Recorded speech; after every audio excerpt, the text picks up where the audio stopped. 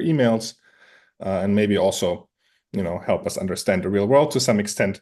So there's many domains in which machine learning has basically made a lot of progress and impacted our everyday lives. But there is a large part of our everyday lives that it hasn't really yet affected, and that is the physical world. But there's many things in the physical world that we would want machine learning to help with. Tasks like doing household chores or taking care of others, mundane physical labor, and so on. But in all of these domains right now, we currently don't have machine learning methods that can really help us a lot with those domains. And so kind of the longer horizon goal that I'm trying to achieve in my research is to try to build models that can do both, that can basically give these kind of generalist models we have today for other domains of machine learning a way to have an embodiment and interact and manipulate the physical world so that they can help us with our everyday tasks. And so I want to start by looking a little bit at where we are at manipulating the physical world. And if you look at a lot of the robots that are deployed today, and I'm sure you're aware, we have mostly deployed them in industry settings where we essentially can make a closed world assumption, or you may want to call them structured environments, where essentially you know a priori kind of what kind of objects they will interact with and what kind of movements they need to perform. And then the way we solve these problems usually is that we have an expert kind of pre-program the behaviors, and then the robots repeat them all over time. Now, clearly, this is not a viable solution for the real open world, where you can't a priori know what kind of behaviors a robot needs to perform, and you need to essentially adapt. And so then, as many of you are surely familiar, there is an alternative solution, which is robot learning, where essentially we're trying to teach models from data how to do certain tasks. And we have made a lot of progress here. So here are some examples of recent imitation learning approaches that can essentially solve pretty complex tasks, and they can solve them just by being shown some demonstrations. And this is now so easy and stable that even hobbyists on Twitter within a few hours can get their robots to do meaningful things. This is in contrast to having experts program complicated bespoke domain languages for days at a time. So this is real progress.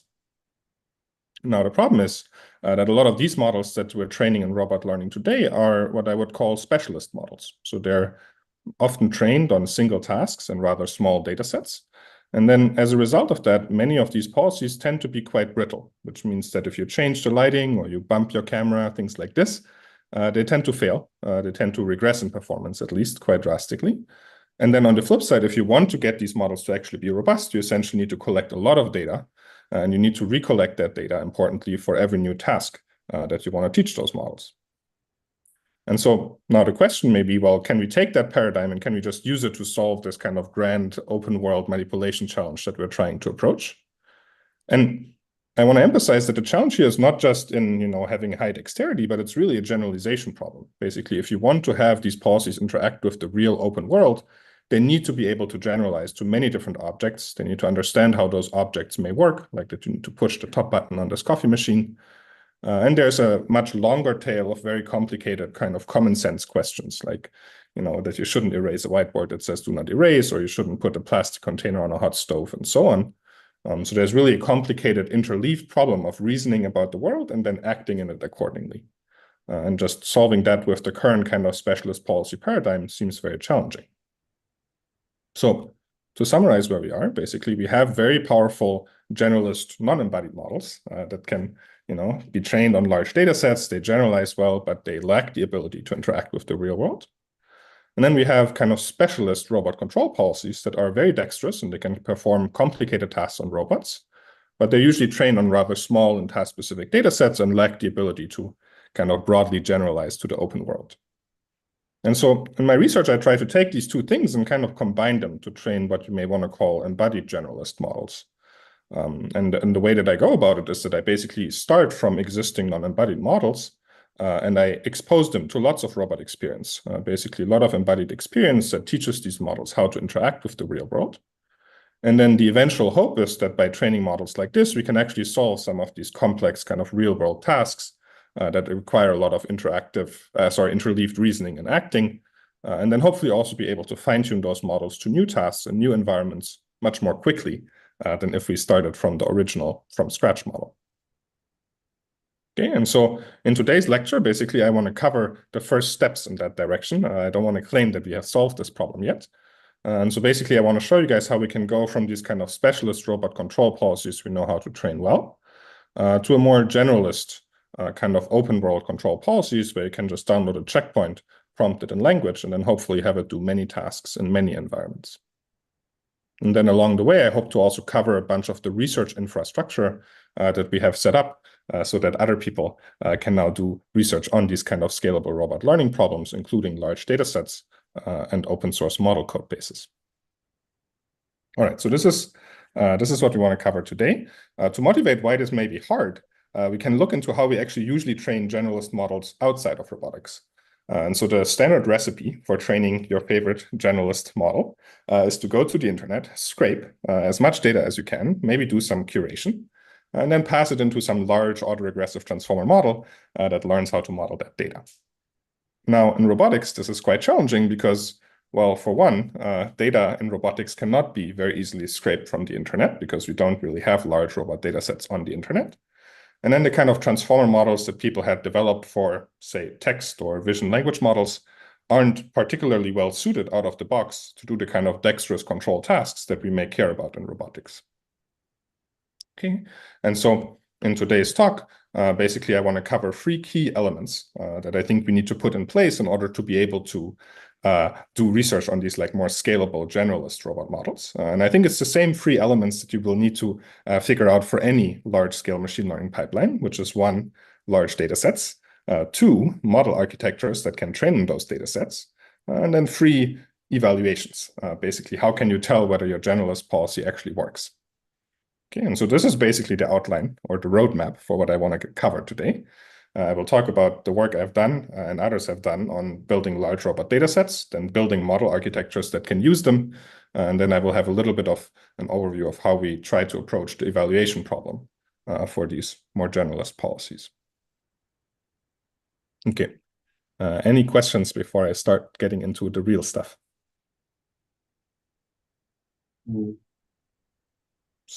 Okay, doesn't seem to be the case. Then let me get started by talking about datasets. And to understand the significance of datasets, we can try to first look into what datasets look like in other domains of machine learning. And so here I give some examples from from language modeling in the top and then vision at the bottom. And what we can see is that over time, these datasets tend to become larger and more diverse. So for example, in language, we went from somewhat domain-specific datasets like the Penn tree bank to now huge web scrape datasets like FineWeb and whatever people have internally at these large companies. And then in vision, similarly, we went from CIFAR10 or even MNIST before that to now huge, again, internet scrape datasets like Lion with billions of images from the internet. And what we observe in these domains is that as we increase the scale and diversity of datasets, the kind of capabilities that models trained on those datasets have also drastically increases. So there is some connection in machine learning between the scale and diversity of the training data and the capabilities that your model ends up with. And now we can look at how things look like in robot learning. So this is maybe a snapshot from something like 2 to 3 years ago. There were already a few larger robot learning datasets that people had produced. Here are a few examples: RoboNet, Bridge Data, and the Google RT1 dataset. They're all roughly in the same ballpark of size. And so here I'm specifically mentioning large robot data collection efforts. There's many other data sets that people had worked on, but these were maybe very dedicated kind of larger scale efforts. So all in the roughly 70,000 episode scale. But then what is striking in these data sets, if you compare them to something like Lion, is the lack of diversity. So if you look at these data sets and some statistics, they're all approximate. Basically, the number of scenes and the number of tasks that these data sets contain is not particularly large. And that is an issue if we want to train models that should work in the real world, because there they will be exposed to a much larger number of environments and scenes and objects and so on. And so really the diversity aspects of robot data sets is where it was lacking before. So how can we actually go about trying to collect diverse robot data? And so this is a project that I want to cover here called Droid, which was started by Sasha Kaznetsky, who was one of Chelsea Finn's PhD students a few years back. And the idea that Sasha had is that we wanted to collect robot data in the wild, basically in many different real-world environments, so that it's much closer to the kind of test distribution that we care about, which is to test our robots in the real world. And so this was a huge collaboration project, including folks from Montreal, on trying to collect data in the wild. So basically trying to collect data not in only labs, but also kitchens, living rooms, bathrooms, and so on. And so the way this worked is that basically more than 50 grad students collected data on a lot of robot setups in their actual homes. And so over the course of 2 years, basically, we assembled this large kind of community-driven data set called Droid. I just show a few examples on the right here. It's maybe a bit hard to see, but kind of the high-level message here is that this data set looks a lot more diverse than the kind of existing robot learning data sets by virtue of being collected in the real world and in many real places. And so if you wanted to put a number on it, it has like maybe around 500 scenes and maybe around 80 tasks, though the definition of tasks is a bit contentious. But generally speaking, it is just a more diverse data set. Okay, so this was data collection effort number 1. Basically, we went from the existing collected data sets that were kind of lacking diversity to another dedicated data collection effort, but focused on a much more diverse range of environments and tasks. So this was a great step forward, but it also kind of showed how hard this process is. Basically, over 2 years, 50 grad students, a huge amount of collaboration and coordination involved, and we ended up with around 70,000 episodes. And so what we were wondering is whether there is a way in which we can try to scale the way or the size and diversity of these data sets faster than what we may be able to just collect by ourselves. And so this was kind of the core idea of the second data set related project that I want to briefly cover here, which is called the Open Cross Embodiment Project. And so there, kind of the realization was that when we started thinking about this problem, maybe 2 years ago, there were a few of these larger data sets that I had mentioned earlier. But then what we realized is that there's actually a lot more robot data that is out there in the world. It's just usually harder to get to. And what I mean here is that many of us work on robot learning, and we have our own little robot setups that we do our research with. So here are a few examples from our floor at Berkeley. And on each of these setups, basically people collect data, right? Like they want to collect data for their own research. They want to support whatever experiments they want to work on.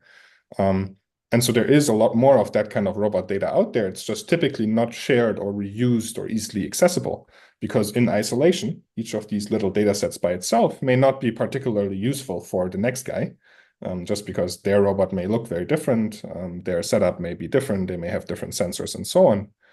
But then the core idea that we had here was that if we can somehow take all of those existing data sets and pool them together in a way that they're easy to use together, then that would allow us to essentially much quicker scale the amount and diversity of data that we have access to in robotics. So the core idea was, instead of trying to recollect all the data, which takes a long time, can we somehow get the community to pool and share data sources across institutions, across labs, and so on, to scale robot data sets much quicker. Okay, and this is what is called now the Open Cross Embodiment Dataset, which was essentially a large-scale community-wide effort on trying to aggregate existing robot datasets. And you can see many institutions were involved, industry and academia. And over the course of just a few months, we were basically able to aggregate a lot of these datasets, or a lot of datasets that our friends were able to share here, into what is then called the Open Cross Embodiment Dataset. And so that has now more than 1 million real robot episodes, or around 1,000 to 2,000 hours of robot data, and spans 22 different robot embodiments. So this is no longer a single type of robot dataset, but it now has many different robots, which is a challenge, but it also allows you to scale the dataset size much quicker than you were in the past. Okay, and I will just show a few qualitative examples here, but basically you get the idea that we again have many different environments. We also have many different scenes and skills, but we also have many different embodiments. So now we fundamentally need to be able to train on data sets that actually have many different types of robots in them if we want to use these data sets. Okay, so to give a high-level summary of where robot data sets are, basically we used to have these kind of data sets that are rather specific to a certain domain and domain and task family, like this is the bridge data set and the RT1 data set, in size maybe a little bit less than 100 hours. And then with these two data collection and pooling efforts that I mentioned, Droid and OpenX, we now basically have a much larger and more diverse source of robot data with maybe more like 1,000 to 2,000 hours of data spanning different robot embodiments, scenes, tasks, and so on. And if you wanted to compare to other domains, maybe it's something like going from a domain-specific video dataset like the YCB dataset to something that's a bit more general purpose, like Ego4D, which has a few thousand hours of data collected across a few hundred different scenes. Okay. With the release of these datasets, I think there has been a lot of kind of follow-up work that tried to use these datasets. We started this as a big collaboration, as I mentioned. We have then had various types of social organizations after to try and bring this new community together. And we have seen a lot of people now actually build on top of these datasets. They're all open source. So if you're interested in robot learning research, I encourage you to check them out. And we have also seen quite a few kind of follow-up, well, not follow-up, but like later works that also try to look into how to share data sets. So this is not a singular example, but I think a lot of the robot learning community understands the value of data and also shares data much more actively now. So here I have two example efforts, the Yumi data sharing effort, which uses these tool-based data collection systems. And then just, I think, a few weeks ago, AGI Bot, which is a large Chinese company, published their internal data set with more than 1,000 hours of manipulation data from their robot. So I think this is a trend that will increase. Basically, I think people will be more open to sharing the data because it helps research and it also helps popularize their hardware products, as in the case of AGI Bot. So I think this is a positive trend in robot learning. Basically, we will get more and more diverse and larger data sets to work with. Okay, I will briefly summarize this and then we can see whether there are questions. So basically the challenge that we were facing was how can we get large and diverse robot data sets? And then the solution that we came up with is to try to leverage the power of the community, essentially trying to collect data together and also pool existing data sources into what are now some of the largest robot learning data sets out there that are significantly more diverse than what we had before, and they're open source. So they're a good resource for people to get started doing research in these directions. I also added one more slide here on kind of how to gauge a new robot dataset. Basically, I think nowadays there's many robot datasets that get released, and I wanted to give a little bit of a guideline of like what do I typically look at when a new robot dataset comes out, since I have stared at quite a few of these in the past. And I think there's a few key factors that I think determine kind of how interesting a new robot dataset is. One is scale, and I think a good measure for scale is usually robot hours, like hours of robot data. I think number of episodes and steps and so on is a little bit relative. You can have short or long episodes. You can have high sampling rate or low sampling rate. So I think hours is a reasonable proxy metric for scale. And so to give you an idea, in Droid, we had something like 300 hours. And then in OpenX, I mentioned between 1,000 and 2,000 hours of data. Diversity, I think, is really the key aspect that makes a dataset hard to produce, which basically means looking at the number of scenes, tasks, and robot embodiments that the dataset supports. And I would say the order of importance is in that order. So basically, scenes, I think, is the most important because you need many scenes for it to generalize to new scenes. And then tasks is also important, and then robot embodiments is kind of secondary, maybe, if you have the right robot embodiment. Then I think the third aspect that matters is how usable the dataset is. And that mainly is a factor of how easy it is to get the robot that they've been using in the dataset and how many annotations there are. For example, then language annotations make a dataset much easier to use than just robot data. Data format is a little bit secondary. I think you can always go through the pain of converting data formats if it's worth it. So maybe not the most important aspect. And then one thing that I haven't talked about on this slide, but that I think may be important is the quality of the demonstrations. Here it depends a bit on how hard the tasks are. For many of the data sets that I have shown today, the tasks are rather simple. And so the quality is usually good. But so, for example, even in Droid, we already see that not all the demonstrations have very good quality because, if you do manipulation in the wild, there's more challenging setups. And so, yeah, I think quality is an important factor, but it's also hard to quantify from just looking at the release of a data set. So maybe not a super easy one to look at when you want to judge whether it's worth your time looking at a new data set. Okay.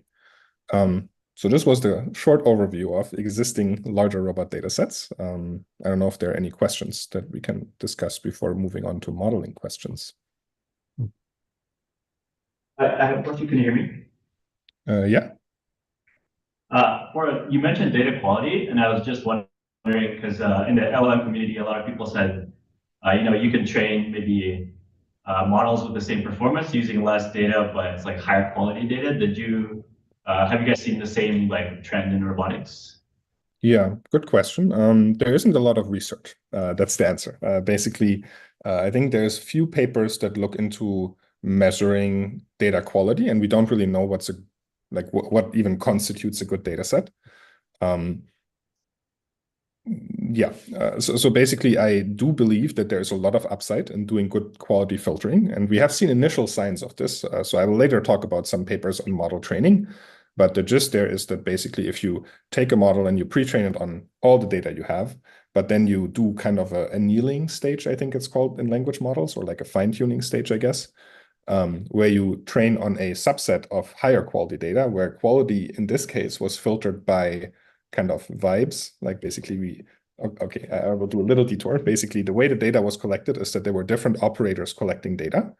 And we basically looked at the quality of each operator, basically who was more able to collect, fast, smooth, mistakeless trajectories. And then we filtered the data by operator, essentially just picking the data from the top 3 operators on whatever task we collected. And then fine-tuned on that data, and then the policies got significantly better than if you just used the original kind of trained on everything model. But it was important to first train on everything and then fine-tune on high quality rather than only training on high quality. Yeah, so there's some indication that data quality definitely matters for policy performance, but there's not a lot of research yet on say automatic curation. We have started to do a little bit of research. We had a paper at the last Karl on dataset weighting, which is a bit of a different problem, where you first try to figure out how much each of the individual sub datasets in your mixture should contribute to the overall data mix. But yeah, so far it's been rather sparse. If you wanted to look at the relevant work, you could look at the work of Joey Hedgner, who is a PhD student at Stanford with Dorsa Sadiq. And so he led the project I just mentioned at last Karl, and I think he also recently published another paper on trying to do some mutual information-based data filtering for robot data. So there's a bit of work, but not too much yet. One reason that there isn't too much work is because eval is really painful. And so for a lot of the data work, you basically need to train a lot of models and then eval a lot of models. And so it's significantly more painful in robotics than in like language modeling, where data comp, for example, is like a good example of how you may iterate on data sets. In robotics, we don't have it yet. Other questions? I mean, I've at least got one, Karl. I mean, you've got scale here on the left, and I know that part of one of the discussions we also had at that like OpenX embodiment social is when will we know we have enough data, or at least how to estimate that? Yeah, it's a tricky question. I don't think anybody knows. Let's see. So I guess in language model land, we have like some scaling laws, and we can maybe estimate, like if we want to get X performance on certain tasks, that's how many trillions of tokens we need to put in. In robotics, we don't have that yet. Let's see. I think there's multiple reasons why we don't have that yet. On the one hand, again, evals is painful. For scaling law analysis, you need to have a good eval, or you need to have a good proxy for an eval that you can use, like, perplexity in language models, which is at least somewhat decent proxy for the eval performance.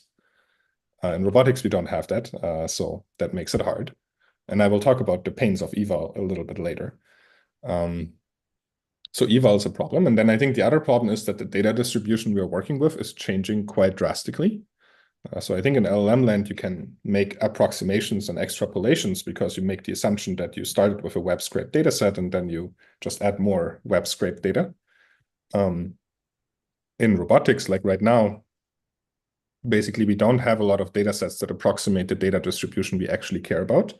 Droid is probably the closest right now, but it still is, limited in the number of tasks and the dexterity of those tasks in the embodiment, which is a stationary single-arm robot. So even Droid is probably not yet super close to the real data distribution that we want to work with eventually. And so if the data distribution changes drastically, then probably any extrapolation that you make from the current data to like how much you may need is a little bit like tea leaf reading. It's not particularly grounded in what you actually care about. So yeah, right now I think it's a hard question. And then there, like, I haven't even touched the topic of, oh, can we do it with sim data, or can we do it with human videos instead of robot data? And all of those will like drastically change the data equation. So yeah, that is a good open research problem. We don't really know yet.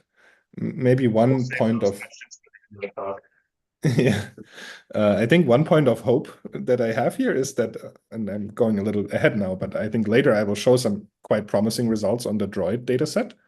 And in the global scale of things, like Droid is, like I mentioned, 70,000 episodes, roughly 350 hours of data. And in the global scale of things, that's not a terribly large amount. AGI bot, I think they have like hundreds of operators collecting data 24/7 in their warehouse. And so maybe they can collect like, I don't know, 1,000 hours a week or something like that. It's clearly not as diverse, maybe, but like the scale of 350 hours is not outlandish for an industrial scale operation. And yet it can produce pretty promising generalization results already. So that makes me hopeful that we may not need to recollect the equivalent of YouTube for robots in order to get them to generalize. But it has many caveats. Like, yeah, the tasks are not as complex as we want, and they're not mobile, and yeah. All right. Yeah. Thank you. Any other questions? All right. You can go ahead. Cool. Yeah. Then let's talk a bit about models. So we talked about the data. Now we need to talk about how we can train models on that data. All right. And I want to give a brief introduction of what models look like in robotics, and I'm sure many of you already know. But basically, the popular policy architectures maybe from a year and a half, 2 years ago, even now, are basically looking roughly like this, which are some sort of transformer backbone and then some somewhat specialized robot decoding architectures. So be it a non-autoregressive kind of just MLP style forward head, or I guess it's still a transformer, but it's not autoregressive, or a diffusion head on top of a transformer backbone. And then people have made like versions of these models that are a bit larger scale so that you can train them on larger data sets. But fundamentally, what these have in common is basically they have some sort of transformer backbone. The transformer is typically trained roughly from scratch. And by virtue of being trained on a rather small robot data set, it's maybe in size up to 30 to maybe 100 million parameters, because anything much larger will then be hard to fit on these rather small data sets. This is roughly where robot architectures are. But then if we look at other domains of machine learning, what we have seen there is that as they go from specialist models to more generalist models, they also change the architectures that they use. So in language modeling, we went from LSTMs to autoregressive transformers. And then in vision, we went from quite specialized architectures like faster RCNN to essentially the same autoregressive transformer architecture, just we figured out how to put vision tokens into the model. And so the benefit of doing that is that you essentially get to train your model on a much broader data distribution. And as we have discussed, that allows you then to train models that improve their generalization ability. And so what we asked ourselves is basically, how can we do something similar in robotics, where we can go from architectures that are rather specific to robotics and train purely on robot data to something that's more general, that essentially looks like those generalist architectures of other domains, just that it has actions integrated into the architecture. Okay, and so this is the main modeling aspect that I want to cover, which is how we can take models that look like this, which is essentially a vision language model, and then put actions into this model. And so this is what we then call a vision language action model, because now we have added actions.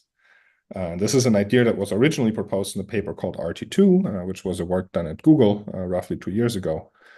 which essentially had the idea that you can just take those actions that you want to make your model predict to be a robot policy, and you can tokenize them, and then put them at the output of one of those autoregressive transformer models, and you can initialize that from VLM weights, and this is then what gives you a vision language action model.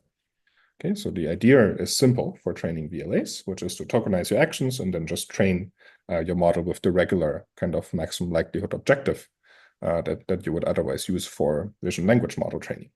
And the promise of these models is that essentially by leveraging large pre-trained VLM models, you will get A, the capability to fit very large robot data sets because they're already designed for large-scale training.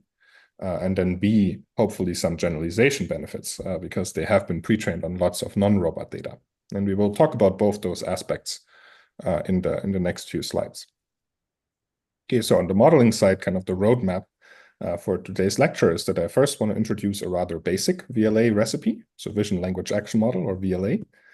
And then I want to talk about two key kind of improvements that we've tried to make to these VLAs, both on trying to improve dexterity and then also trying to improve generalization ability.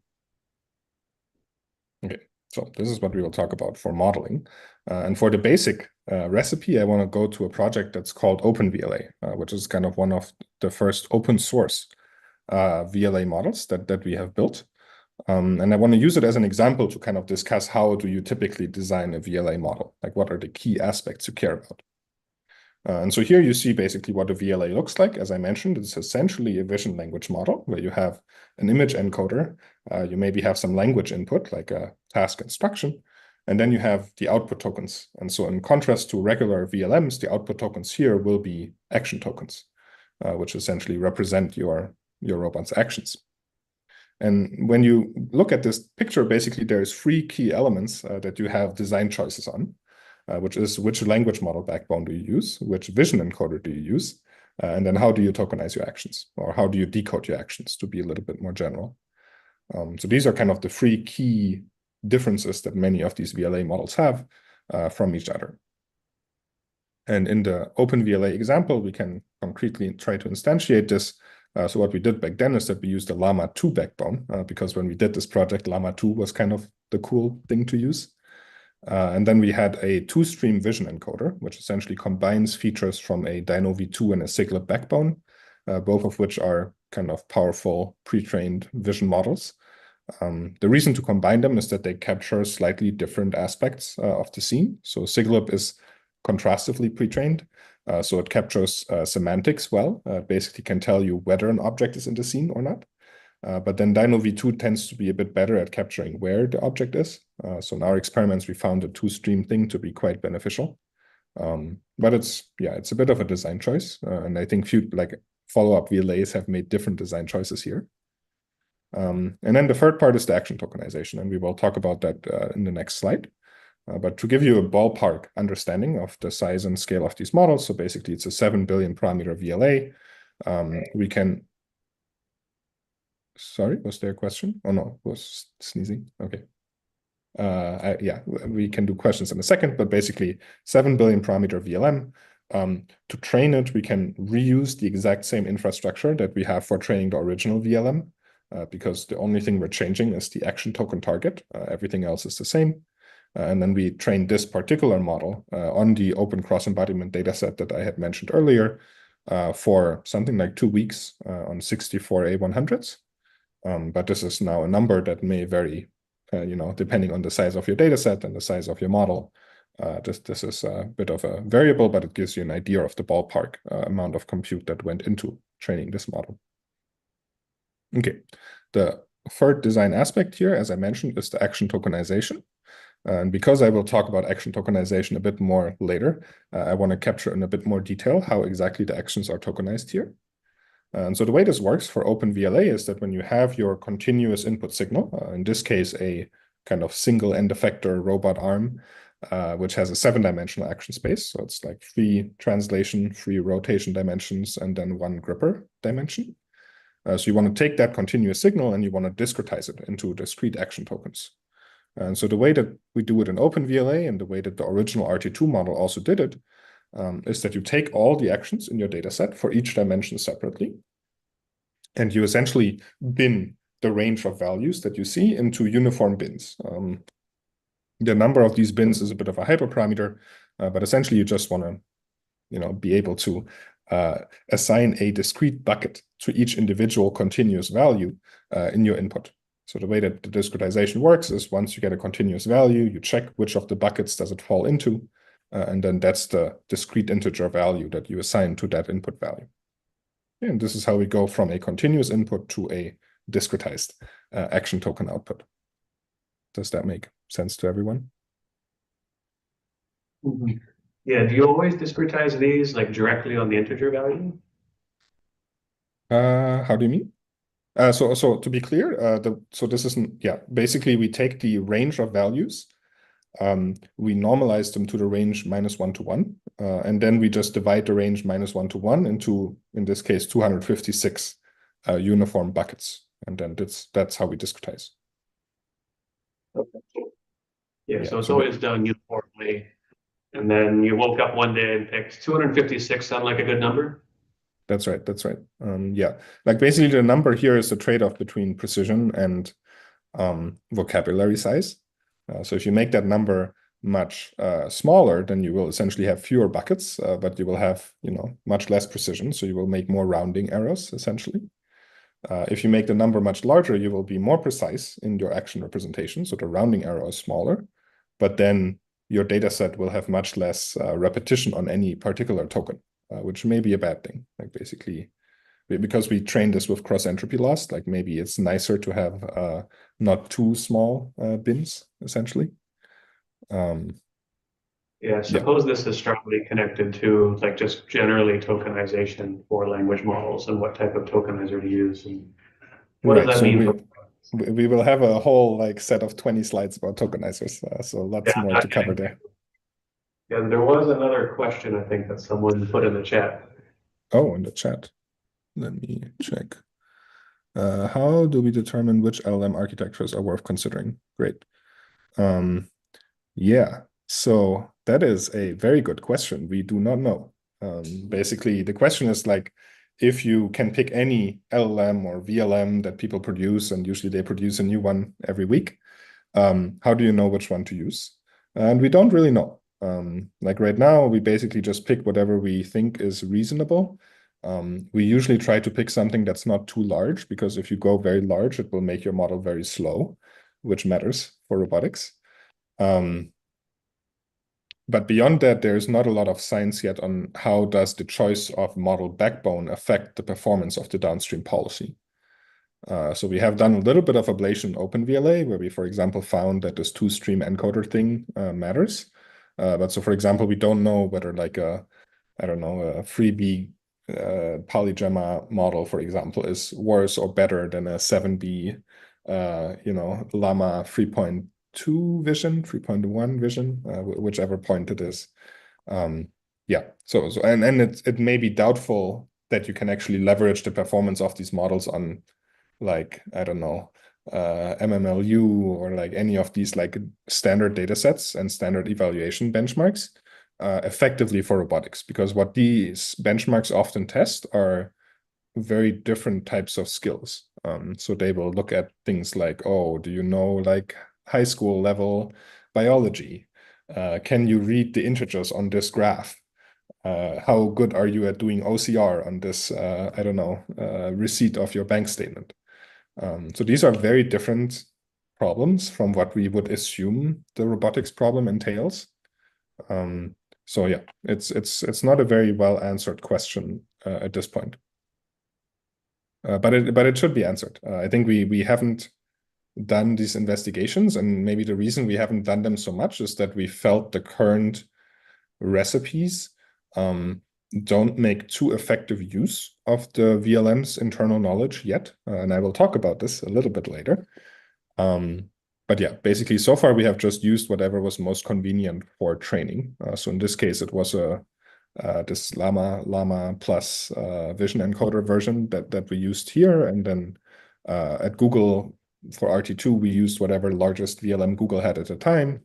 And then at Pi now we're using a slightly smaller open source model, mainly because it was well supported in JAX. yeah, like right now, it's a bit of an arbitrary choice, I would say. But yeah, it seems like an important question, and should be answered. Okay, I think that answered this. Maybe we'll chat more at the end about those questions. Sounds good. Let me try to move forward here. So this is how basically OpenVLA works. I will briefly talk about the results we got. So if we look at how OpenVLA compares to the original RT2 model, basically we did some improvements to the data curation aspect. We did change the vision encoder to be this two-stream thing, and we used an open source model, which means we could open source the final model. And then the way we evaluate these policies is that we usually test them on the one hand out of the box, essentially try to just see what kind of task they can do without any fine-tuning. And so here we evaluate them in a bunch of these kind of setups that you can see on the left, which are quite similar to the training setups. And we compare essentially models, like I mentioned earlier, that are trained from scratch only on robot data to these VLA models, which are trained on VLM data first and then fine-tuned to robotics. And we do find that these VLA fine-tuned models tend to work better when you test them, especially on some more generalization-y tasks, quite significantly better in this case. And then we also tested fine-tuning, where you basically take that model and you give it a little bit of in-domain data for a new domain, and you fine-tune it with maybe like 100 demonstrations or something like this. And then here we compare to essentially these kind of specialist models that people had developed for the single task imitation learning case, and models pre-trained on robot data, but robot data only, versus robot plus VLM pre-training in the VLA models. In these experiments, we found that basically these specialist models are a quite strong baseline on many of these single task imitation learning problems. And the main delta that we see here comes from tasks where you have either multiple objects or some sort of language instruction following stuff that matters. And I think in those cases, the pre-training did seem to show a difference over the single task imitation learning methods. Okay, so these were the very quick overview of what OpenVLA results looked like. And we released this model. I think a lot of people started using it. But it wasn't kind of the end of the story for us, I think. And specifically, one aspect that we were quite interested in here is dexterity. Basically, how can we take those VLA models and actually make them solve complicated tasks? Because kind of tasks I had shown in the previous slide were all rather simple kind of pick place style tasks. And so we want to see whether they can do these harder tasks, like the shirt folding thing, where you need to like do many things in a row and very precise. And so here on the right, you can see what it looks like when you take OpenVLA and you just try to train it on this task. And you see that it's first very slow. This is a 40 times sped up video, which in real time takes forever. And in the end, it doesn't really manage to actually fold the shirt. So what we basically found is that this initial VLA recipe that we had cooked up, when you trained on these harder tasks, led essentially to models that are slow and models that are imprecise and didn't quite work well for these more dexterous manipulation problems. And so the question that I want to discuss next is how can we actually get these models to do dexterous control? I will briefly stop to see whether there's more questions about OpenVLA before I move into the more advanced recipes, maybe. Questions? I have one. Sorry. Yeah. Yeah. This is a more general question about VLAs. Something I notice every time I see like some OpenX embodiment or Droid data is the kind of variance in camera viewpoints. Like you really see, like you can see the robot arm from a variety of viewpoints, right? And there's no explicit information on the camera calibration in the VLA input. Yeah. I guess the goal is that the model will kind of learn this kind of camera invariance by itself. But I just wanted to hear your thoughts on this topic. Like, has this been considered? Do we care about this? Yeah, we care about this a great deal in the sense that it's really annoying if your model isn't robust to camera view. And actually, Droid is kind of the first data set that has a lot of variation in the camera viewpoints. All the other data sets I showed actually basically only use a handful of camera views, usually as many camera views as you have scenes. So if they have like 4 scenes, they will have 4 camera views. Yeah. And then as a result, the models we train on these things are really sensitive to camera view. Basically, if you want to reproduce a bridge result, you need to spend a lot of time trying to align your camera view to exactly match what happens in the bridge dataset, which is a complicated procedure. Like if you have ever tried to hand tune a camera viewpoint to exactly match a target, it's a very, very complicated kind of, headache-inducing 3D rotation problem. And so in Droid is kind of the first data set where we actually collected a lot of diversity in camera viewpoints intentionally. And then we do see these policies being much more robust to the exact camera viewpoint that you prompt them with. Yeah, and so in the Droid policies we've trained so far, we haven't taken that into account, as you say. Like basically they just take the image as input and they learn implicitly to understand how does the camera relate to the robot arm, and then how does the arm need to move to achieve the task. I think a kind of nice aspect, or like, I think the saving aspect for the Droid experiments is that a lot of what I think the model does is to look at the wrist camera. So in Droid, basically, we have two third-person cameras and we have one camera on the wrist. And the transform between the wrist and the end effector is always the same. So that view is constant, essentially. And so I think the robot can do a lot of visual surveying, where it essentially just looks at the wrist camera and tries to move towards the object. And then only kind of very sparsely does it need to use the third-person cameras to actually understand like where in a global view the object is, for example. And so for those like global view things, having very precise understanding of camera extrinsics isn't so important. Like basically, if you understand like roughly you need to move to the right back to get to the object you care about, then that's probably good enough. Okay. Yeah. Thanks. I'm like, it's possible that there is smarter things you can do. Anything that requires calibration at test time is a bit painful, right? Like whenever you set up the robot, you first need to spend some time calibrating all the cameras. That's a bit painful. In Droid now with the policies, it's kind of nice because you just point the camera and it runs. It's possible that there is, though, upside in trying to do more explicit kind of understanding of where the cameras are. Like later we will talk about some chain of thought, and you could imagine doing this basically as a reasoning step, like trying to understand how does the current camera relate to my robot base frame. That just feels like, another axis that your data set has to cover in addition to tasks, scenes, and yada yada. That's right. But that's right. Yeah, it seems to be working. So I folded it into the scene generalization, but it is a particular type of generalization. Okay. With the kind of newer crop of humanoids / integrated robots, like mobile robots, essentially, the diversity in viewpoints is actually a little bit less, maybe surprisingly, because usually the camera is kind of mounted on the same body as the arms. So the viewpoints are all quite similar. So maybe it's a bit of less of a problem going forward, but yeah. Well, it depends on whether or not you consider the hands of those robots with touch sensors to be a camera.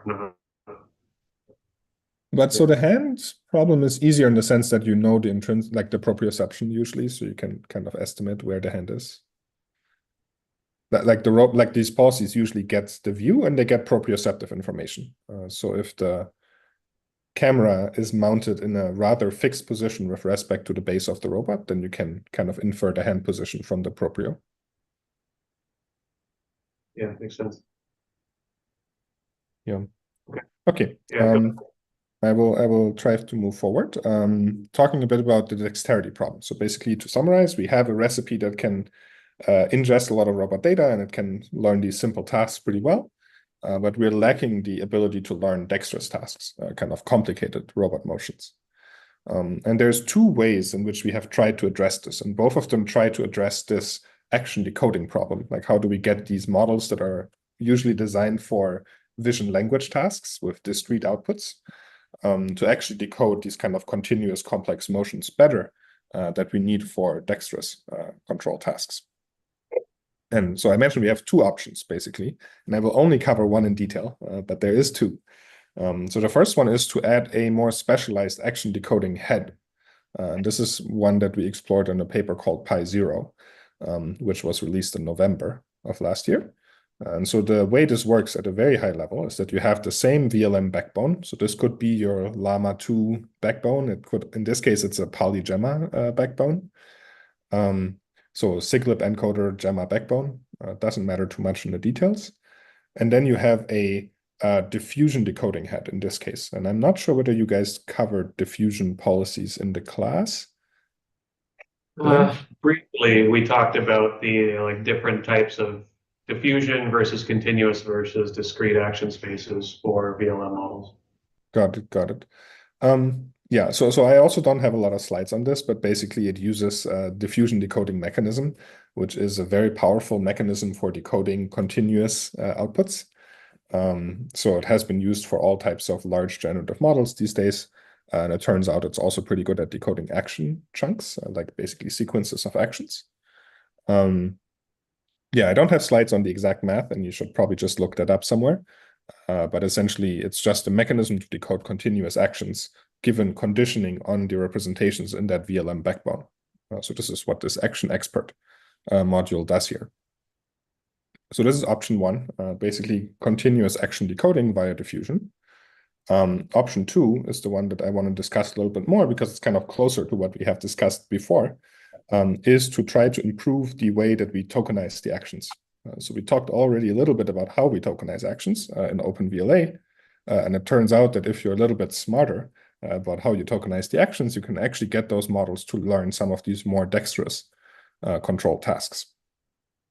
So if you remember, basically the way this worked in OpenVLA is that we did the simple binning discretization that I had discussed earlier.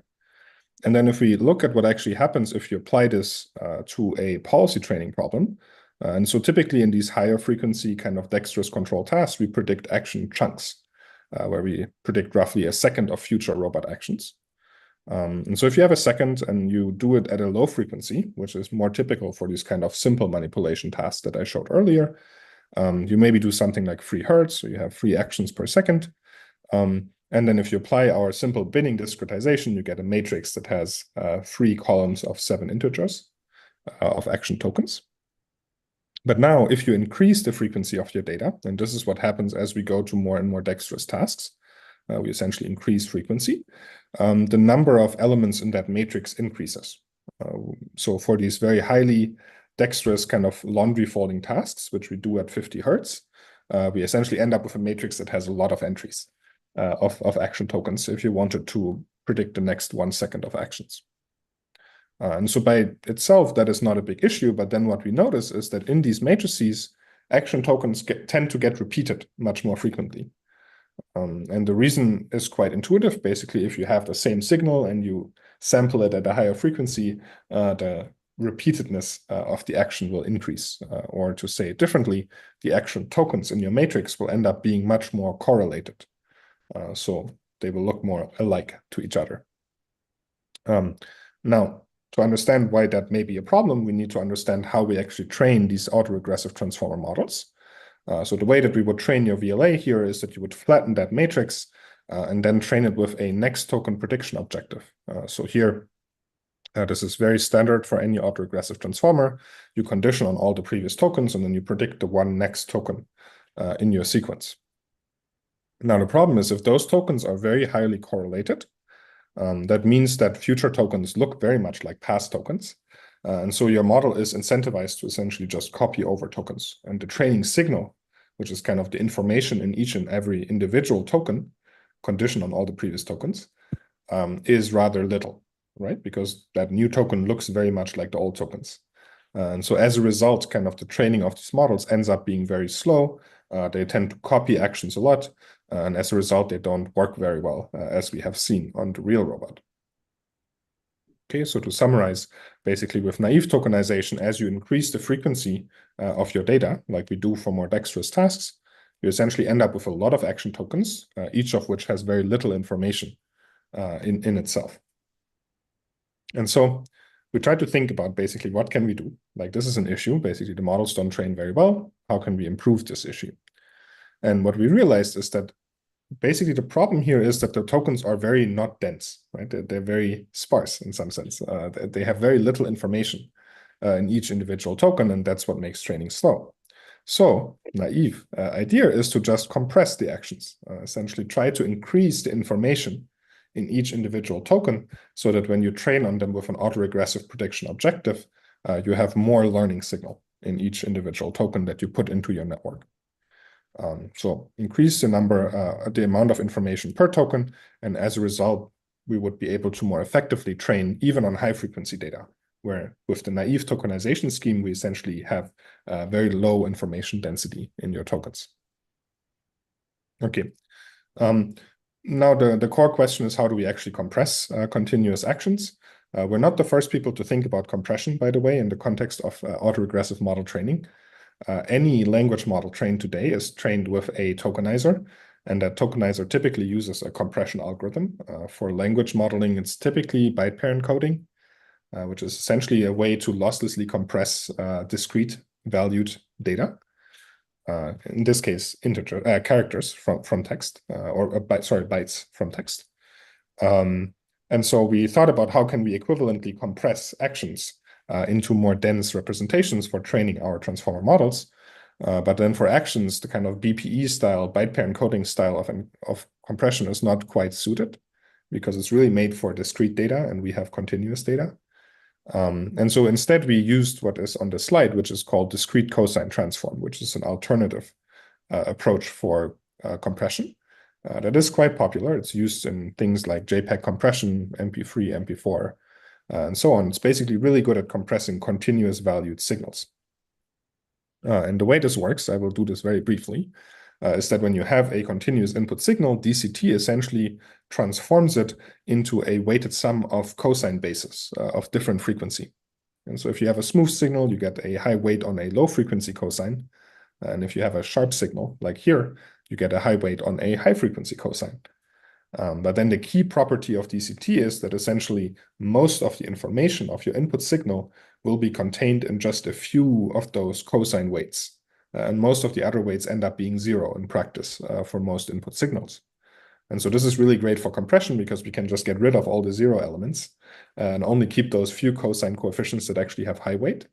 And that represents most of the information of the original signal. So that's why it's so popular.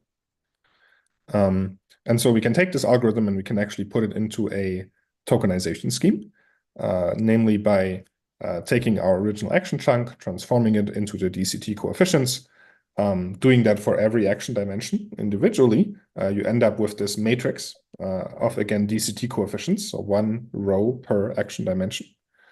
And then we can quantize this matrix. And what you see here is that basically it happens what I said before, that most of the coefficients in that matrix end up being around zero, and only a few kind of high information coefficients end up remaining that capture most of the information of the original action signal. And then we can flatten that matrix. We can apply some compression algorithm to essentially get rid of all the zeros. In this case, we actually do use byte pair encoding, but you could use other things too. Huffman coding, gzip encoding, like anything works, as long as you can get away with reducing all the zeros in your sequence. And then what you end up with is a compressed action token sequence, which represents the original kind of continuous signal, again, in a sequence of discrete action tokens. Just now, these tokens are much more compressed than with our naive tokenization approach.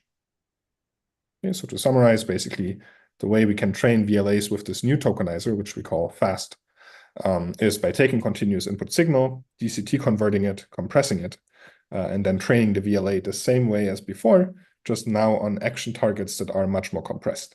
So they're higher information density. Okay, I will wait a second since that was a lot of detail on whether there is any questions about how that works.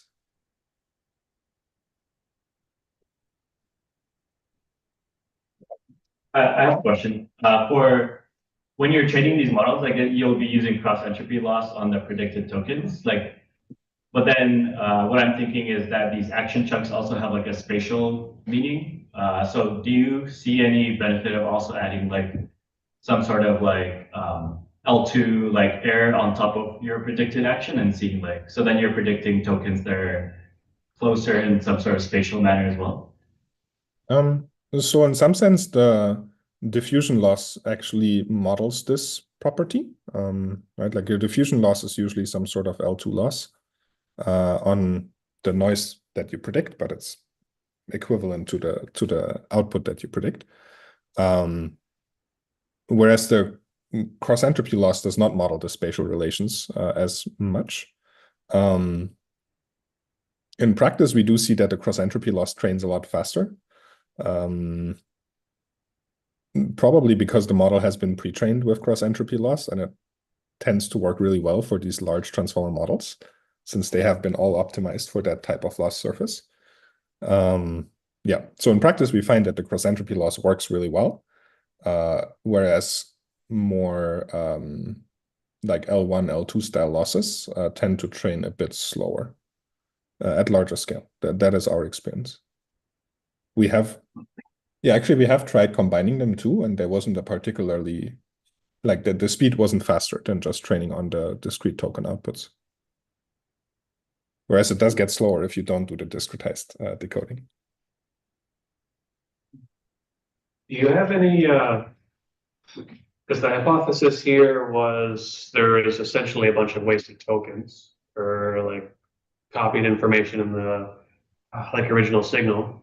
But I've been wondering about how this might now affect generalization. Because now the tokenizer, like even what you were saying in the beginning, like data sets in the future might be a bit more wildly different than they currently are for robotics. So then how well will this like tokenizer like potentially generalize even to stuff that's out of distribution a bit? Yeah, great question. We have tested this. Okay, I have a backup slide somewhere. I can scroll for it. Here. Oh, okay. I have a weird, I need to click OK. Yeah, so we trained this tokenizer.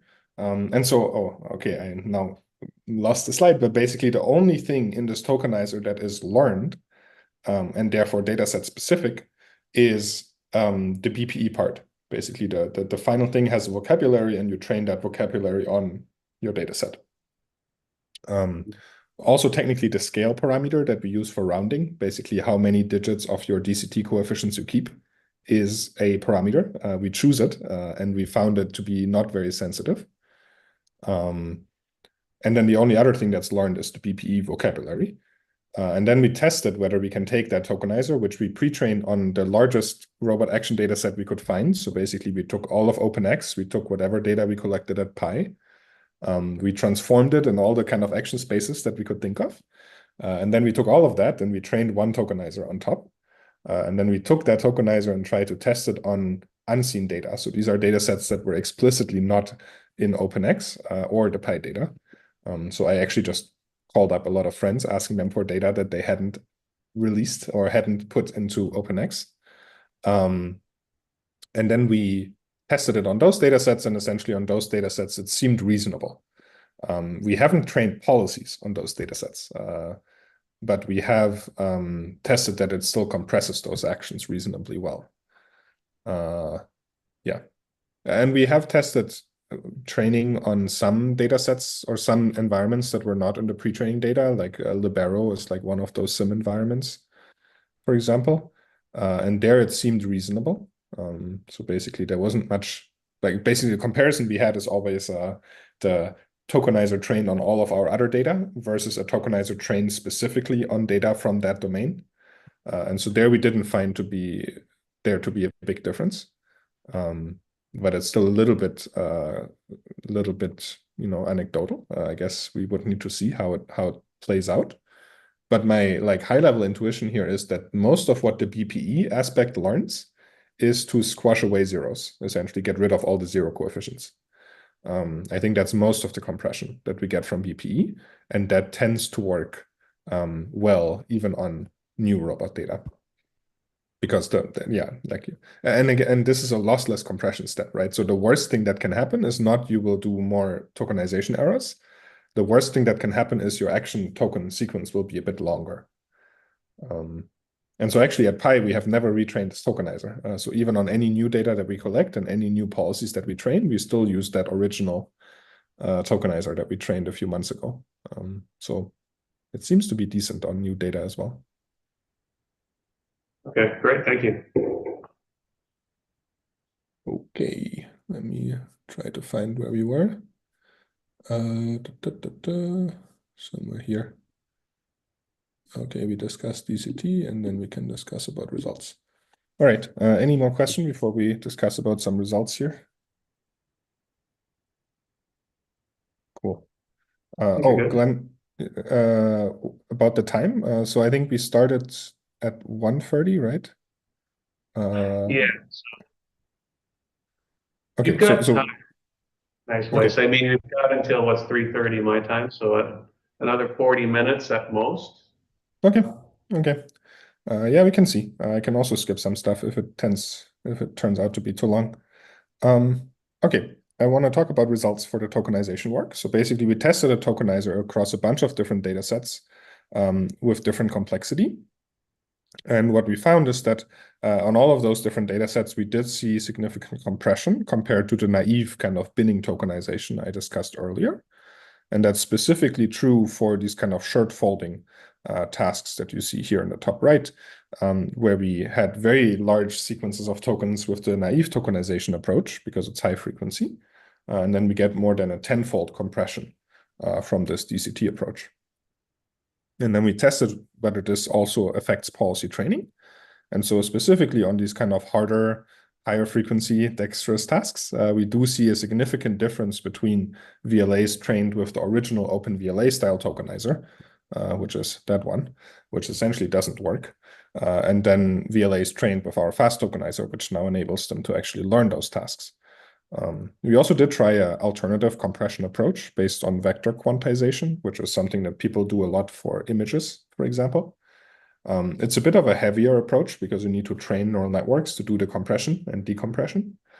And it requires a bit more tuning than DCT because DCT is mostly an analytic compressor. And so it turns out it's basically harder to train. It worked a bit worse for us in practice on the policy side. So fast seemed like a good trade-off of complexity and performance. Oh, my AirPods just died. 1 second. Okay, I hope you guys can still hear me. I can still hear you. Okay, so it works well. This was on single tasks. We then tried to see whether we can train a model on a larger task distribution so as to actually train a model that generalizes better. And so we trained a policy that we called Pi0 fast because it builds on the same data set as the original Pi0 model, which has this diffusion decoding head I mentioned, but now trained with fast tokenizer and simple autoregressive decoding, as we discussed. And so we then find that this model is actually really good now at doing both dexterous tasks. So here you see it actually performing this kind of shirt folding task. I will not play the full video, but you can believe me that it will do 5 elements in sequence and be able to actually fold them all. And then we also tested generalization. So this is now a model that was trained on this droid dataset that I had mentioned in the beginning and evaluated at many different places. Excuse me, there's a huge train outside. So this is evaluated at many different places, including Montreal. So you can see at least one video here that is from Glenn's lab. And so, yeah, basically the way this worked is that we now actually have a model that you can just download. It works out of the box on all of these different droid setups, and you can simply prompt it in natural language. So this is a little bit different from what robot policies usually work like, where you need to download them and then usually fine-tune them on some target domain data, and then they work. So this is much closer to what maybe an LLM-like workflow may look like, where you just download a checkpoint and you prompt it and it does something reasonable. We didn't used to have that in robotics, but it's really encouraging to see that this now starts to work with these models where, yeah, in many of these different scenes, it's all the same checkpoint, just prompted. You can see many different camera views and scenes and backgrounds and lighting and so on. And the model generally tends to do more reasonable stuff. Yeah, you can ask your folks at Montreal about their experience, but basically, I think it generally tends to do somewhat reasonable things. And I will have a few failure cases soon to not oversell the results here. The final thing I want to point out is that we looked at training efficiency. So this maybe goes back to one of the earlier questions where we compared that more specialized diffusion decoding mechanism with our somewhat simple autoregressive prediction mechanism. and we found the model to train significantly faster. So this is on a very large scale data set. So this is a training run. I think the yellow curve here takes 2 to 3 weeks to train, maybe 2, on a large cluster of GPUs. And then the green run basically matches the performance, but trains within something like 5 days or even less, which is a significant speed up, and it makes experimentation much nicer because now you can train these models much faster. Okay, so we saw a significant speed up. The current limitation that we saw is that the model tends to be much slower at inference time. So if you think about autoregressive decoding, basically you need to autoregressively now decode something like 60 tokens per action chunk for these bimanual tasks. And so what we find in practice is that on a 4090, it maybe runs at half a second to 800 milliseconds per action chunk prediction.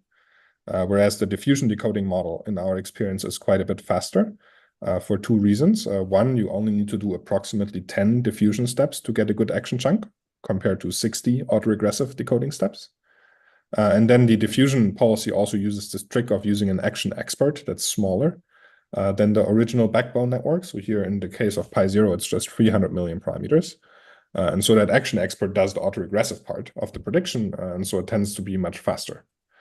So with Pi0, we get like maybe 75 milliseconds per action chunk, which is like an order of magnitude faster. So this is still a bit of an open problem for the autoregressive models.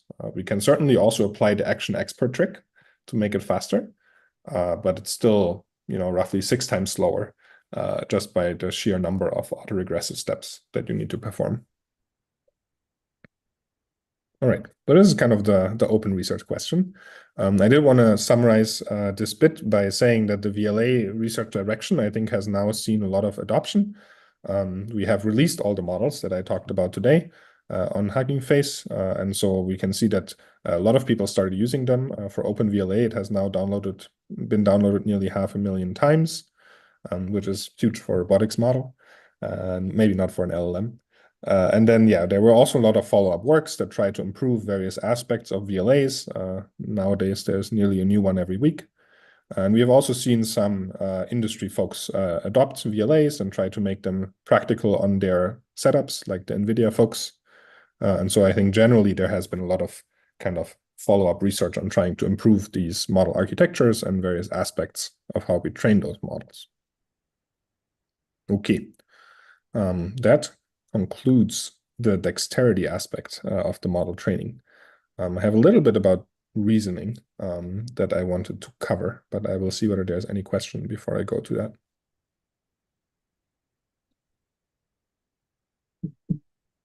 Questions?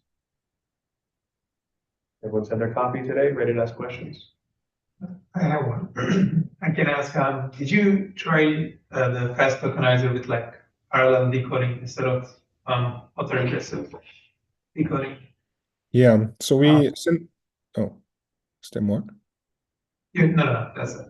Okay. Yeah, so after we released it, like this kind of problem of speed is kind of top of mind for us because it makes it hard to use the model for a lot of tasks. And so, we have experimented with essentially not doing autoregressive decoding, but doing non-autoregressive decoding.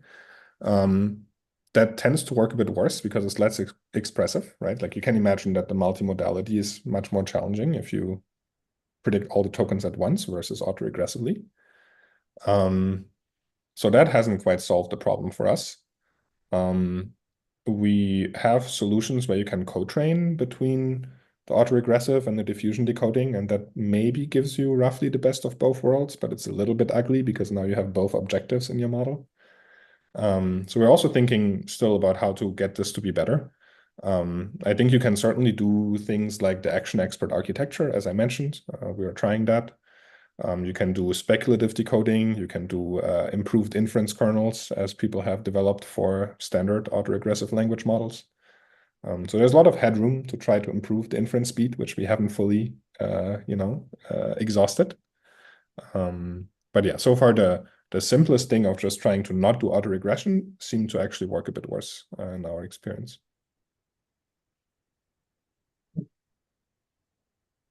Follow-up, can you try something like discrete diffusion for predicting like fast tokens? Yeah, I think there's a lot of interesting kind of intersections of trying to do diffusion either over discrete compressed action tokens or doing even diffusion over the continuous DCT coefficients as a more compressed representation of what you may care about.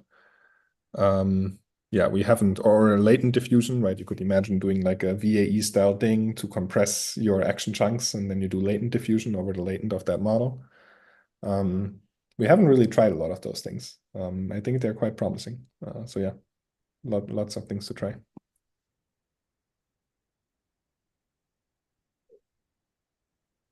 I think you go ahead. Yeah, then let me try to go over this bit a little bit quicker. So I want to talk a bit more about generalization. So here are some results. The bottom one is from Montreal again.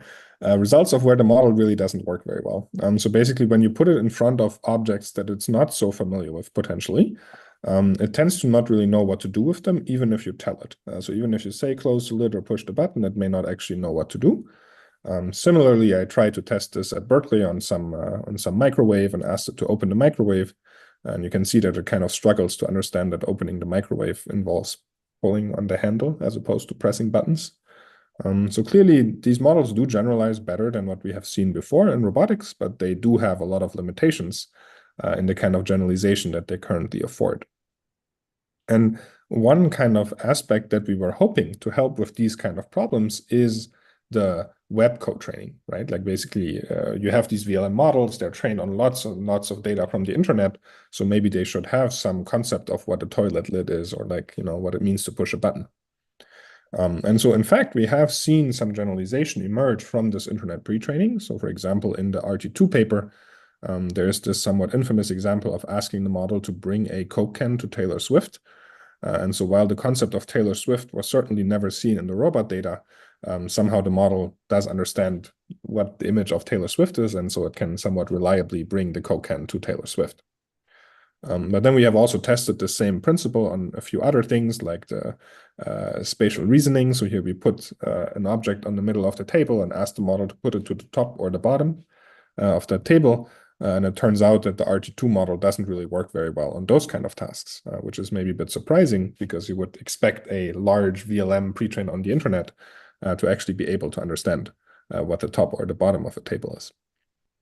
And so the issue, I think, that we're facing here is that the standard VLA recipe, where we essentially take in an image and we take in an instruction and we directly ask the model to predict the action as an answer, doesn't make very effective use of the kind of internet pre-training that we have in the model. And so oftentimes we find that the model actually picks the wrong kind of action in a given scene, even though maybe the underlying VLM should understand that the object used for drinking, in this case, is a mug and not a spoon. And so kind of the core hypothesis that we had is that the reason we don't see a lot of this kind of internet level transfer into the model is that the task that we fine-tune it on, which is this policy action prediction task, is actually very different from the kind of tasks that the VLM has been pre-trained with, which are things like detecting objects, counting, captioning, visual question answering, so on. And so our idea was that maybe if we can find a way to essentially make the downstream policy training a lot closer to those pre-training tasks, then maybe we could basically use that to transfer over more information. And so this is the core idea of this paper that we called embodied chain of thought reasoning, where essentially you can train your model to not directly go from question, which is instruction, to answer, which in our case is robot action, but instead make it reason through a bunch of stuff in between. So you can ask it to do things like detecting objects in the scene, which is something that VLMs are pretty good at. Or detecting the end effector and then reasoning through the subtasks and understanding what the next move should be in order to solve the final task. And only then you can ask it to predict the action. And then the hope is that by going through all of these reasoning steps, basically we will make it easier for the model to actually pick the correct action in the end and therefore generalize better to new scenes. Okay, so the goal here is basically to make better use of the VLA's ability to think and look carefully at the scene before predicting the next action, and therefore better leverage the VLM pre-training that has seen a lot of the internet data. Now, in practice, implementing this is trivial because we're already training essentially VLMs just with action tokens. And so the way that we can make them reason is by just interleaving a bunch of reasoning tokens, which are text, before the action tokens. And so what this means is that in practice, we don't need to make any change to the model or training code base in order to train these models to reason before predicting actions. And so now the problem is that this reasoning doesn't very naturally emerge from VLM pre-training at the moment. And so we collected some fine-tuning data, which essentially taught the model how to reason about robotic problems. We collected that through a synthetic data annotation approach, just like asked Gemini to essentially label a bunch of data. And then we fine-tuned OpenVLA with that kind of reasoning data. And what we find is that the model actually now generalizes pretty well in its reasoning capability to different scenes. So all of these scenes here are unseen, even unseen robot embodiments in the training data. And you can still see that the model can kind of reasonably detect objects, and it can reasonably predict end effector movements in order to achieve the task, and plan through subtasks and so on. So it generalizes quite broadly to new robot embodiments in its reasoning capabilities. And then we also tested whether that reasoning translates into better action. So here we tested on a bunch of different kind of generalization tasks, things like interacting with new objects, kind of more complicated reasoning prompts, like picking up the object that's not yellow, or motion generalization tasks, like trying to put a mushroom in a cup that's taller than anything seen in the training data. And so we first compared the standard VLA models, so here OpenVLA and RT2X, and we found, so RT2X is like the huge Google 55 billion parameter proprietary model. And we found that indeed the bigger VLM tends to work better in these generalization problems. But then what we saw is that when we fine-tune basically OpenVLA with this type of reasoning data, then we can actually significantly improve the performance of this model on these kind of generalization tasks. And we can improve the model without collecting any new robot data. So this is basically just by virtue of training it to think a little bit more carefully about the scene and the task, we can get the model to actually perform much better on the robot than if you don't do that. So this is a much smaller model, 7 billion parameters, but by training it to reason, we can outperform the much larger model. We have also tested whether this holds true if we did just reasoning in language, so basically don't ground the reasoning in the scene. So no bounding boxes, no pointing, no nothing. And we found that in that case, the model actually works. It still improves it a bit, but it doesn't improve it to quite the extent that you get when you ground your reasoning in the observations of the model. Okay. Coincidentally, today, our friends at Google Robotics released their own version of this. They called it Gemini Embodied Reasoning. They missed to cite our paper, but I will point out that it is quite similar in the approach, where they also train the model to essentially detect bounding boxes and point to things, and then they can see that this helps their generalization when they try to evaluate it on new tasks. Okay. So I will briefly summarize the modeling aspect here, and we are nearly done. So basically, we try to figure out how we can train generalist models on dexterous robot control, and we found that vision language action models are a scalable architecture that allows us to train these models, and then that these large cross-embodied VLAs are now very powerful generalist policies that, when trained with the right action decoding mechanisms, can actually perform dexterous tasks and generalize. And then chain of thought reasoning is a way that we can unlock generalization orthogonal to robot data scaling. So essentially, we don't just need to collect more robot data, but we can also be smart about how we train the models to make them generalize better. Okay. Brief stop here to see if there's any more modeling questions before we talk about evals. And I promise the last bit will be quick, so it's not much more.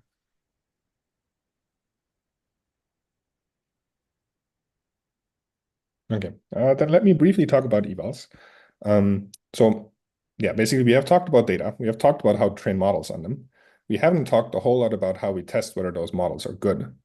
And this is actually very challenging, as I had mentioned earlier. Basically, the problem with generalist policies is that if you want to test whether they're good, you need to essentially evaluate them on many different scenes and many different tasks, and potentially even many different robot embodiments. And then you may also want to evaluate them out of the box, so zero shot, or you want to evaluate them fine-tuned. So there's like a huge kind of diversity of things you may want to test. and that you need to test in order to see whether the model compares to another model favorably across all of these, or whether it just got better on a particular task but regressed on others. And then to make things worse, well, on the one hand, doing this in the real world is really hard because you can imagine you need to do a lot of real robot rollouts. And then to make things worse, essentially, there is no good proxy metric in robotics. So, I talked about how perplexity is like a decent metric in language modeling to understand whether your model does well or not. In robotics, this is not the case. So here, at least not currently. So here on the left, what we did is that we essentially plotted performance of real-world rollouts on the x-axis. And then you can ignore a lot of the data there, but basically the red line shows the corresponding validation MSE loss on the y-axis. And you can see that the correlation is inverse. So basically, as your model gets worse at predicting your validation data, it gets better on the robot when you roll it out. So this is a little bit perplexing, and it's not really clear why this is the case. We may speculate it has something to do with multimodality and the fact that our rollouts are sequential processes, but the validation error just checks a one-step error. But in practice, basically what we find is that none of these typical proxy metrics we use in machine learning, like validation loss, MSE, token accuracy, actually correlates well with real robot performance. And so what that means is that in order to check whether our models are doing well or not in practice, we actually need to run a lot of real-world rollouts. And I would, say that at Pi right now, the biggest kind of bottleneck to progress is not actually ideas about how we can improve our models, but it's actually the ability to scalably evaluate them and get reliable improvement signals from real-world rollouts. So this all goes to say that basically the problem of robot evaluation is huge, and it gets worse the better your models get, because basically the number of things you need to test on them is growing quickly, and our ways to test them are still rather cumbersome and don't scale as well. And so figuring out ways in which we can evaluate these models in a scalable way, I think is a huge problem, and it's a huge opportunity to really accelerate the progress that we make on training those models. And so we don't have a perfect solution. I will not claim that, but I will talk briefly about one idea that we started exploring, which is the idea to leverage simulation as a way to do policy evaluation. This is a bit different from training and simulation. It's here really focused on trying to understand the performance of a model that was already trained. Now, the benefits of simulation are pretty clear. Basically, it's cheap, it's scalable, it's fast, and it's reproducible, which is really important. Basically, if I run the same experiment twice in sim, I'm pretty sure I will get the same answer, which is not true in the real world, where we see a lot of variance in performance results.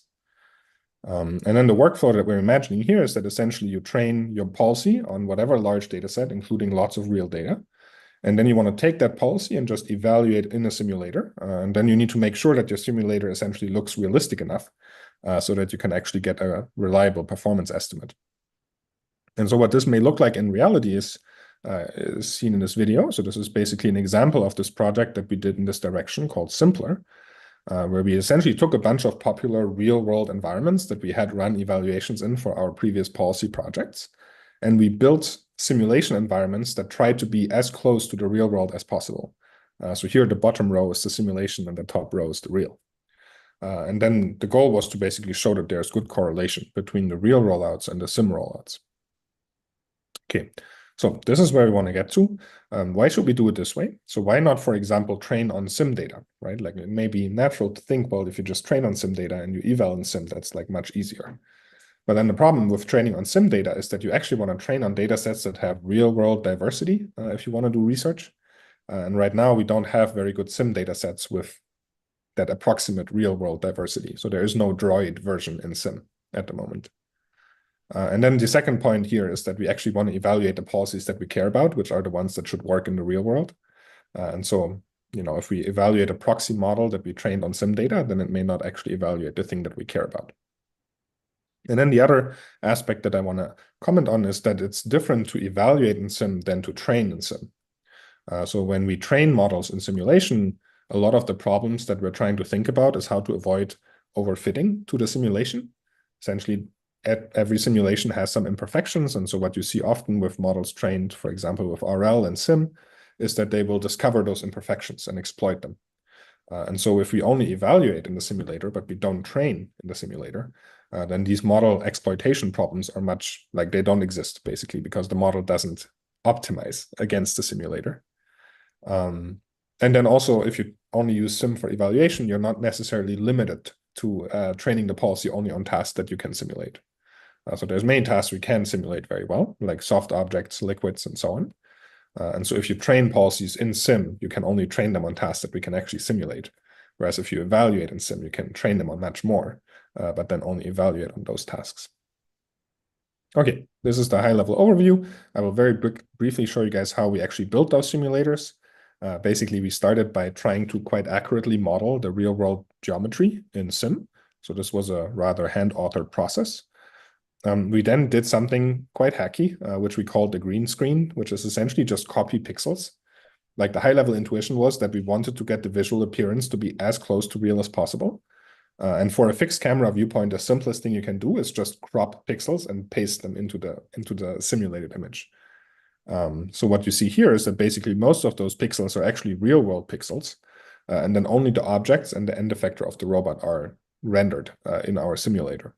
And then we did like a little bit more of kind of texture aligning to get the lighting to roughly match. And that's how we matched the visual appearances. Obviously, it has many limitations, but this was the simple approach we took. And then for the control stack, this is kind of the second challenge you need to face when you want to do this, is how do you get your control stack to be close to the real-world controller? And so here in this project, we did some off-the-shelf sysid approaches to essentially match our simulation control dynamics to the real world with some real-world data. So we just had some data of the real-world manipulator, and then we tuned the simulated controller's coefficients to match that real data. So a fairly off-the-shelf approach. And so that gave us basically the simpler environments, which are simulated environments for two popular real robot evaluation environments. So that's the Google robot and the Bridge V2 environments. And then what we tested is basically how well do they correlate. So here we tested policies both in paired real world and then simulated evaluations. And we generally found them to correlate quite well. So this is tested across a bunch of these different tasks with a bunch of popular policies. We also tested perturbation robustness, where we changed things like camera pose or texture or lighting in sim and real, and tested whether policies are similarly kind of affected in sim and real by these distribution changes. And we found that to be generally true. There's a bit of an asterisk here, which is that these were necessarily limited to the policies that were available at the time. And when we talk about limitations, what we found after the fact is that basically newer policies sometimes transfer worse. So for example, we tried the OpenVLA policy in these environments, and it turns out that it works quite a bit worse than it does in the real world. And one hypothesis could be that OpenVLA was trained without image augmentation for historical reasons. And then maybe that makes it more susceptible to the visual differences between sim and real, for example.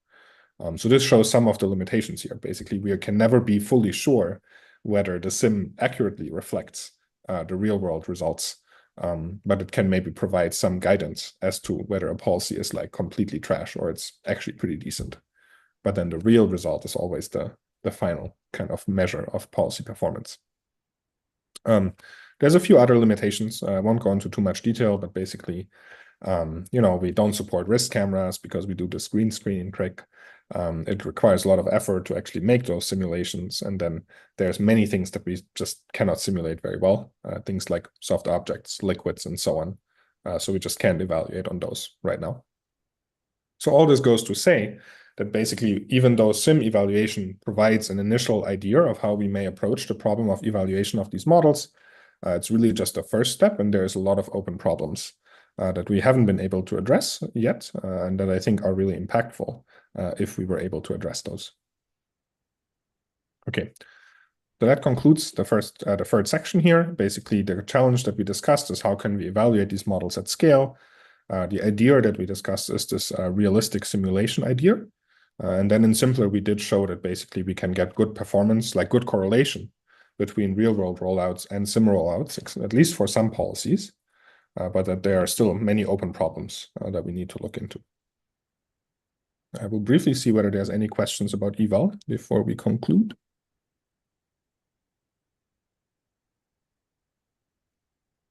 Questions? I mean, I at least had an odd one to come up with because I mean, one of the reasons I do robotics is because I'm tired of trying to find solutions to video games to play our machine learning. And it seems like, well, now we're collecting data in the real world to do better for the simulations or video games. That's just like a really high level, maybe partly annoying comment. But Well, I mean, like the way, like if you want to draw the analogy to how we evaluate language models, like the real eval that we care about is like maybe how well the user likes it. But then the way that we do research on these models is by coming up with evals that approximate performance on things that we actually care about, right? Like, we come up with MMLU, which is like some arbitrary set of questions that very few users will ask ever, but maybe indicative, like performance on this benchmark may be somewhat indicative of performance on the things that we care about. And so, yeah, I think this introduces some evils here, right? Like we're going back to sim and there's like an unclear sim to real gap. But similarly in MMLU, there's an unclear gap between MMLU questions and real questions that people care about.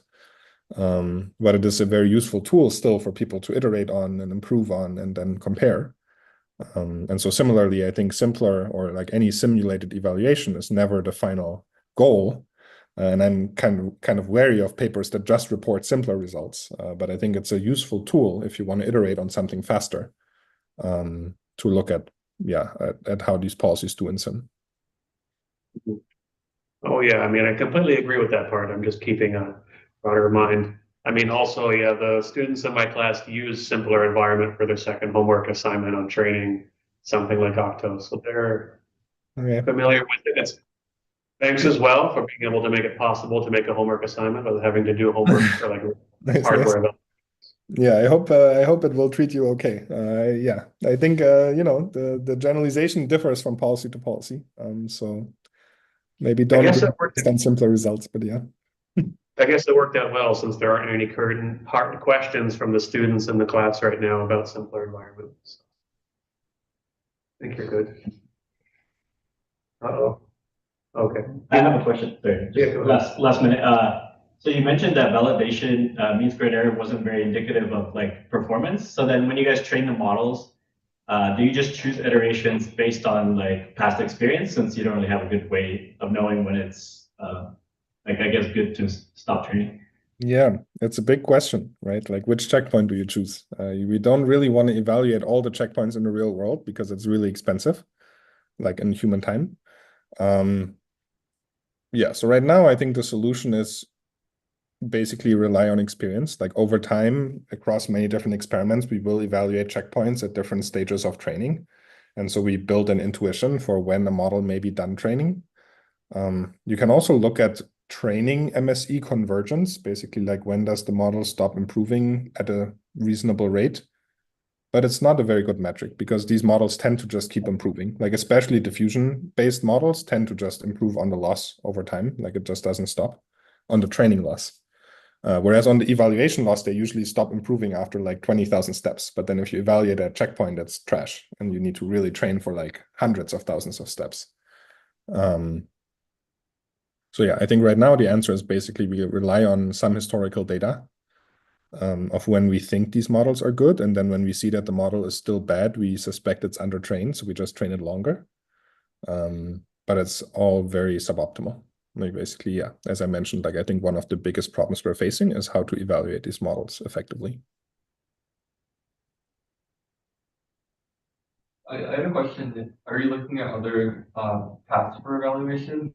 Like people are looking at like using like video models. I see. Yeah. Yeah. So I think this is an intriguing idea, right? So the idea there is basically you take a video model and you use it to roll out your policy in video, and then you have some way of testing whether the final result that you end up with is good or bad. Like maybe you can even ask a VLM to look at the final image and tell you whether it succeeded or not. So far, nobody has shown a good result with that. Like I know that at some point 1X had like a blog post release where they showed like, oh, we have now a video model, but they haven't actually shown that the video model is good at evaluating, right? They have only shown that they have a model that can predict. And And the usual challenge is, especially, yeah, like basically you can imagine if you train a video model on a data set like OpenX, which is, 99% demonstrations of high quality, then your model has a very strong kind of optimism bias. Like basically, no matter what action you put in, your model will most likely predict a good outcome because it has been trained on 99% good outcomes. And so in reality, what happens is that when you put in a bad policy, the model may still predict that it does something well because it has only ever seen things that go well. And so in order to train a good video model for evaluation, you actually need to train it on a much broader data distribution that more effectively conditions it on bad actions as well, so that the model actually pays a lot of attention to the action and not just predicts open loop kind of what may happen in the real world without looking at the actions too much. So yeah, I think it's a promising direction because it's definitely scalable. Like you can just train video models and then use them for eval. But it's also a tricky one that we haven't really seen working yet. Yeah. We should have kept some of the failure cases from the Droid data set. They're still there. We have 20,000 failure demonstrations, but yeah, if you look at those failures, they're not failures, they're like still very reasonable behavior. Like if you put in a random policy and it just like flails the arm around, I don't think a video model would learn to model that. Yeah. But I think there's people working on this direction, and I'm sure that like folks at 1x or wherever will try to collect data with suboptimal actions and then train models that can react to that. But just so far, we haven't really seen a good demonstration of it actually working well. Actually, okay, I take that back. I think there's one paper that has shown sim eval to work, which is the Unisim paper, Sherry Yang's paper from Google. And they have shown it, I think, on this 2D tabletop scenario. It's called language table, I think, which has an insane amount of data. It's like, I think, 400,000 demonstrations of moving blocks on a 2D, on a single 2D table surface. So it's like extremely densely sampled. And so there, the video model that was trained on this huge data set actually worked well enough that you can use it for eval. But I'm not sure whether that's a super representative case because it's just like so densely sampled, like 400,000 episodes on a single tabletop.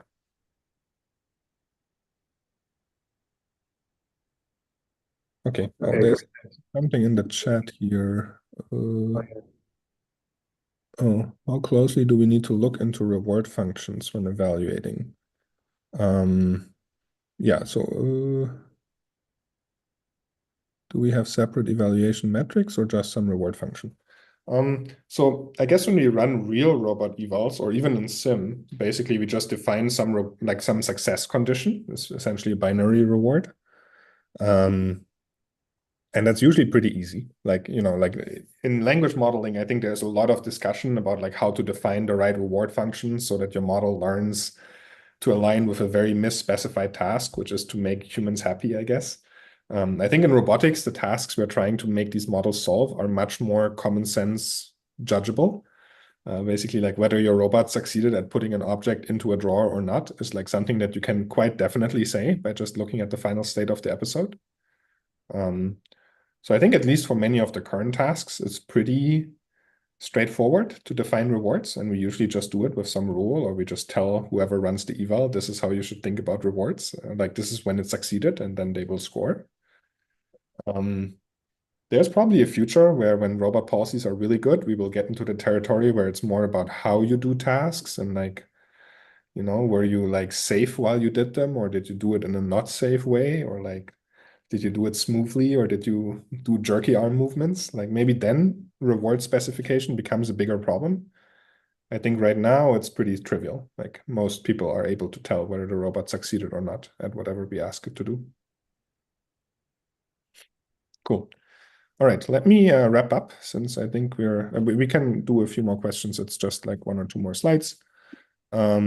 So I want to summarize basically what we talked about today. I hope I could give you guys an overview of the kind of key ingredients that we put in place for scalable robot learning research.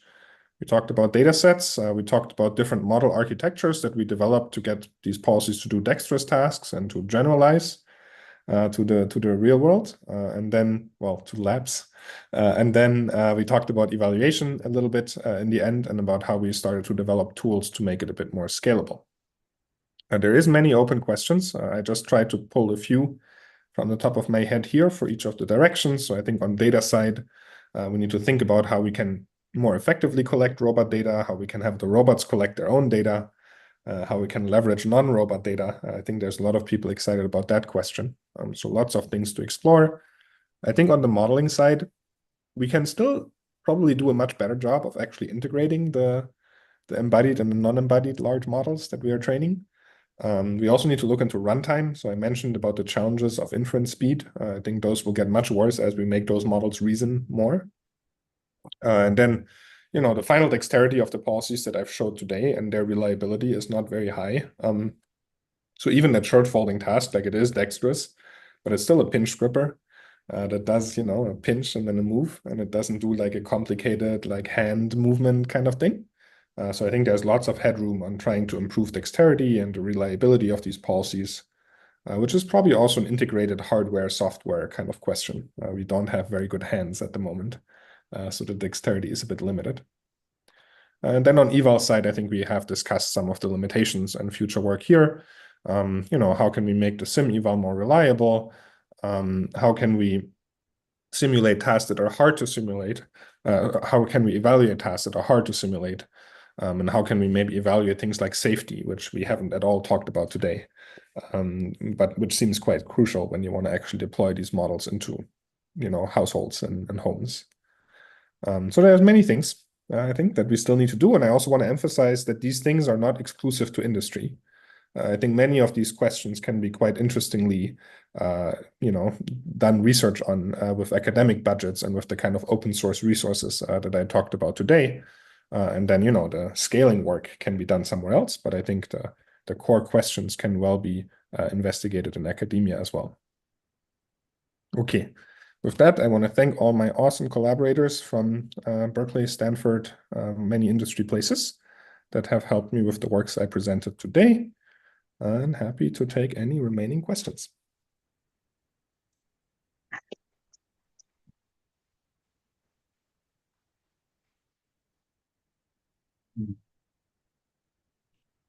Maybe do we have any last question? The unfortunate news is we'll be kicked out of this room in 9 minutes. We maybe have time for one question. I think Sasha online.